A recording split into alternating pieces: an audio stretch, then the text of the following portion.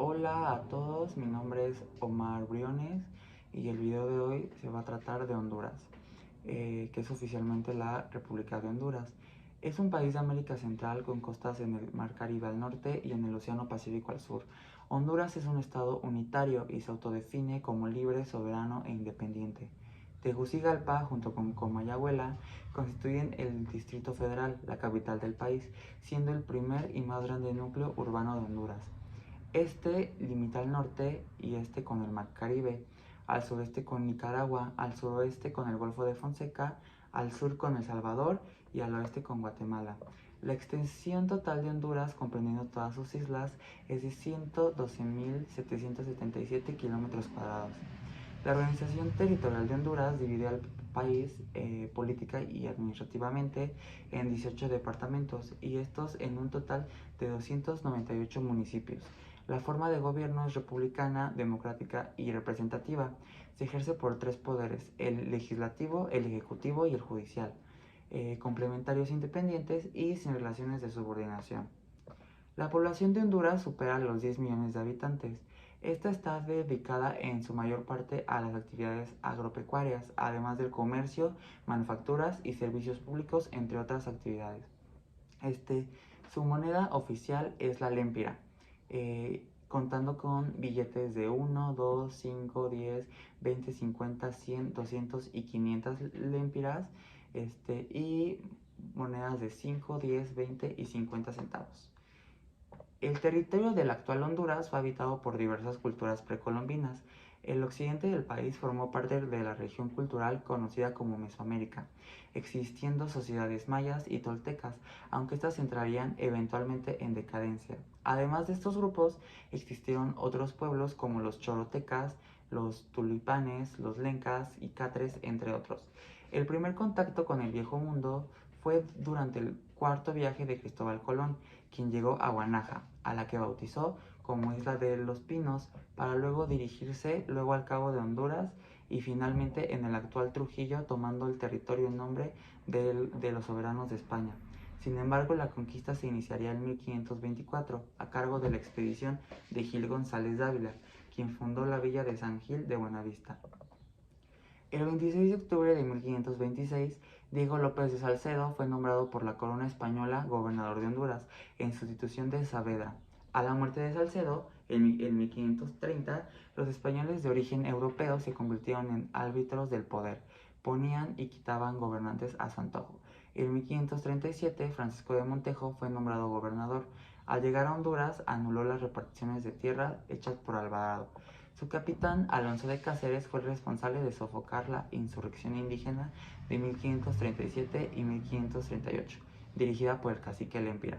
En 1539, Montejo y Alvarado tuvieron serios desacuerdos sobre la región, lo cual llamó la atención del Consejo de Indias. Montejo se fue a Chiapas y Alvarado se convirtió en gobernador de Honduras. Hecho esto, Pedro de Alvarado, con la aprobación del rey, anexó Honduras a Guatemala.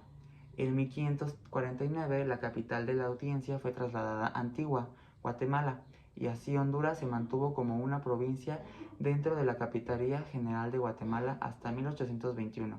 La minería tenía altos y bajos en el territorio, ya que había etapas donde existía un desarrollo gracias a esta producción.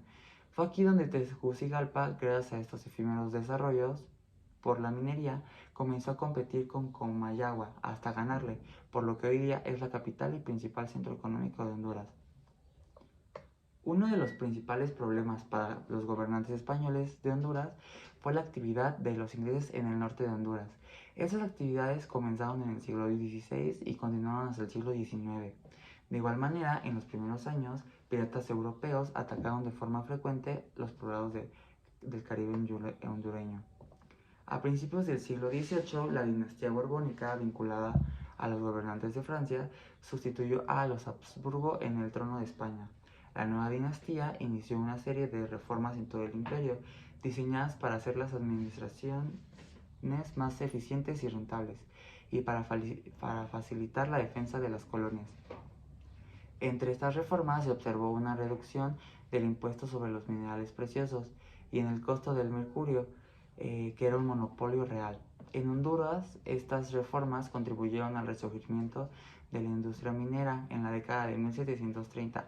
Bajo los Borbones, el gobierno español hizo varios esfuerzos para recuperar el control sobre la costa del Caribe. Por cerca de 3 siglos, Honduras fue parte de la Capitanía General de Guatemala, por lo que su independencia giró alrededor de los acontecimientos proindependentistas en las demás provincias. En Honduras, los españoles recurrían a la perpetuidad en el poder con el propósito de ahogar la causa independentista. Fue hasta principios de 1821 cuando México, a través del Plan de Iguala, declaró su independencia total de España, el 24 de febrero. Este suceso aceleró la independencia de Centroamérica, la cual se consumó el 15 de septiembre de 1821, con una declaración la cual fue redactada por José Cecilio Valle. En enero de 1822, por iniciativa de los conservadores y del emperador Agustín de Iturbide, las Provincias Unidas de Centroamérica se unieron al Imperio Mexicano. Esta unión duró hasta la caída del mismo Iturbide en marzo de 1823. Ahora, en marzo de 1824, se reunió un congreso en Guatemala y se fundó la República Federal de Centroamérica, compuesta por Guatemala, Honduras, El Salvador, Nicaragua y Costa Rica. La nueva república tuvo una corta existencia y después de varias guerras civiles se disolvió la unión el 26 de octubre de 1838 y los 5 estados de la república se erigieron como 5 estados independientes. El siglo XX se caracterizó por el inicio de concesiones de tierras a empresas extranjeras como la United Fruit Company. En el caso de Honduras, destacó la explotación del banano y, como era de esperarse, esto significó un crecimiento económico. Sin embargo, este crecimiento económico vino con el incremento de la desigualdad en las clases sociales. En este periodo, el gobierno de Manuel Bonilla, quien brindó apoyo a estas concesiones a empresas extranjeras, además de reprimir a la oposición liberal, consiguió obras como la delimitación de la frontera con Nicaragua en la zona de La Mosquita. De igual manera, las dictaduras no podían faltar. En el caso de Honduras destaca la de Tiburcio, quien con mano dura detiene las guerras civiles entre nacionalistas y liberales. Caria suprimió la autonomía de los gobiernos locales. También durante este periodo se promulgó una nueva constitución que lamentablemente solo fortaleció a las Fuerzas Armadas y mostró apoyo a las empresas bananeras.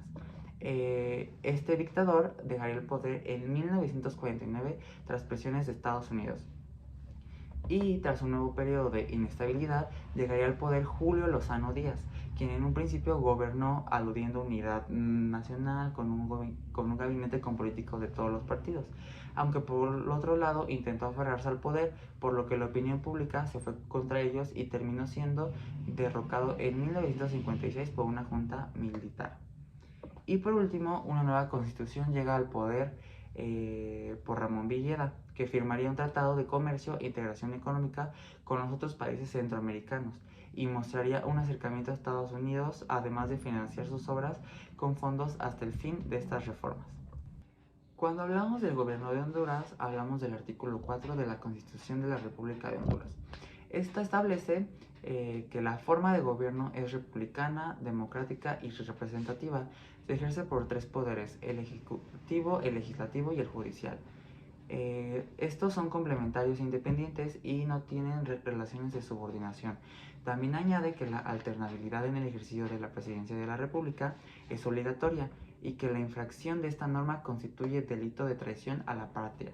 En el artículo 5, esta misma Constitución estipula que el gobierno debe sustentarse en el principio de la democracia participativa, del cual se deriva la integración nacional, que implica participación de todos los sectores políticos, a fin de asegurar y fortalecer el progreso de Honduras, basado en la estabilidad política y en la conciliación nacional. El periodo presidencial en Honduras es de 4 años y se elige de manera directa. El presidente de la República le acompañan 3 designados presidenciales. Estos cumplen la función de vicepresidentes y, en caso de ausencia de manera temporal o absoluta del presidente de Honduras, uno de ellos ocupará el puesto antes mencionado. El periodo de los designados presidenciales es de 4 años.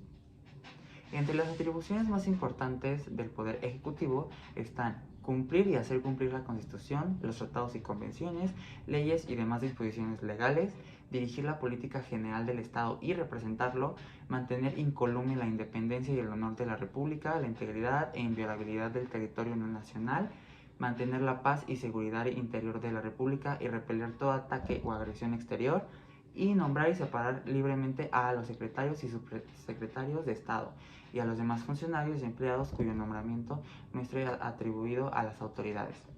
En cuanto al poder legislativo, se ejerce por un Congreso de Diputados, que son elegidos por cociente electoral.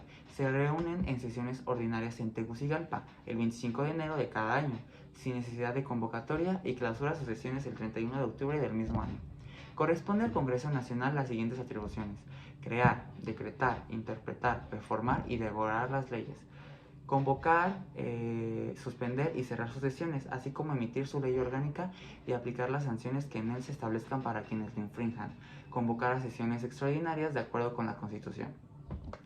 Y por último, en cuanto a la Suprema Corte de Justicia de Honduras, esta tiene su asiento en Tegucigalpa y está formada por 15 magistrados, propietarios y por 7 suplentes, elegidos por el Congreso Nacional, y está dividida en salas, de acuerdo con lo que disponga el reglamento interno de la misma Corte. El Poder Judicial de Honduras se integra por una Corte de Justicia, por las Cortes de Apelaciones, los tribunales de sentencia, los tribunales de ejecución de penas y los juzgados que establezca la ley. El presidente de la Corte Suprema es elegido por el Congreso Nacional por un periodo de 7 años. Y en cuanto a la etapa contemporánea de Honduras, podemos mencionar que las primeras elecciones del siglo XXI, habidas el 25 de noviembre del 2001, dieron el poder al empresario Ricardo Maduro, del Partido Nacional, con 52.2% de los votos, contra el 44.2% del profesor Rafael Pineda Ponce. El objetivo principal de Maduro fue su lucha contra la ola de criminalidad que estaba asolando el país. Ejemplo de político empresario de mentalidad pro mercado, Maduro combatió la violencia de las bandas juveniles y obtuvo éxitos más visibles en la estabilización de la economía y la reducción de la deuda externa. Sin embargo, dejó intacto el problema de la pobreza. En el campo internacional, Maduro adhirió a Honduras al CAFTA y despachó al batallón Hatruch hacia Irak. En enero de 2006 finalizó su mandato cuatrienal, tomándole el relevo el liberal Manuel Zelaya. Una vez en el poder, el mandatario protagonizó un inesperado viraje. Gobernó con una política de izquierda, se alejó de Washington, entró en tratos petroleros con el venezolano Hugo Chávez y metió a Honduras en el ALBA. Su siguiente proyecto era abrir un proceso constituyente a la imagen de los ya establecidos en otros países latinoamericanos, como Venezuela o Ecuador, obteniendo el apoyo de un grupo de hondureños seguidos por lo menos afortunados, lo que ocasionó la enemistad con los poderes tradicionales del país. Políticos de su mismo partido, grandes empresarios, iglesias, instituciones de la sociedad civil, judicatura y quienes con apoyo del ejército destituyeron a Manuel Zelaya y declararon ilegal su encuesta. Ese día los militares secuestraron a Zelaya y lo expulsaron del país. El Congreso eligió para sustituirle también al liberal Roberto Micheletti. Este hecho fue calificado como golpe de Estado por la comunidad internacional y dividió el país entre los que resistían el golpe de Estado y los que lo apoyaban. El Consejo Permanente de la Organización de los Estados Americanos, la OEA, se reunió con carácter de urgencia y emitió una resolución de condena al golpe de Estado en Honduras y dieron apoyo del gobierno del presidente José Manuel Zelaya y la continuidad democrática en el país centroamericano. Así como la OEA, la mayoría de países expresaron la necesidad de reintegrar al mandato destituido y restablecer el orden jurídico en el país, y desconocieron el mandato de facto de Micheletti. No obstante, el Congreso hondureño y el mismo Micheletti se mantuvieron firmes en su decisión, apoyado en la libre determinación de los pueblos, y Zelaya no terminó su mandato, luego de regresar al país y refugiarse en la Embajada de Brasil. A finales de 2009, en medio de esta crisis, Honduras celebró sus elecciones y resultó ganador el candidato del tradicional derechista y conservador Partido Nacional, Porfirio Lobo Loza, un empresario agrícola del departamento de Olancho, que articula un discurso centrista y conciliador. Lobo, obtuvo un país resquebrajado y altamente polarizado en lo político, social y económico, y sometido además a la observación democrática de la comunidad internacional, parte de la cual, incluida la OEA, aguardaba el desarrollo del curso político para decidir si reconocer la legitimidad del nuevo mandatario hondureño. El 1 de junio de 2011, Honduras fue readmitida en la OEA. El 7 de octubre de 2015, el Banco Continental de Se convirtió en el primer banco designado por el Departamento de Justicia de los Estados Unidos, usando ley Kingpin por lavado de dinero y apoyo al narcotráfico. Actualmente está en un estado de liquidación forzada. En las elecciones generales de Honduras de 2017 fue reelecto Juan Orlando Hernández, y ante sospechas de fraude se sucedieron varios días de manifestaciones con un saldo de 33 muertes. El gobierno declara el estado de emergencia, según las Naciones Unidas y la Comisión Interamericana de Derechos Humanos. Muchos de ellos fueron trasladados a instalaciones militares, donde fueron brutalmente golpeados, insultados y a veces torturados.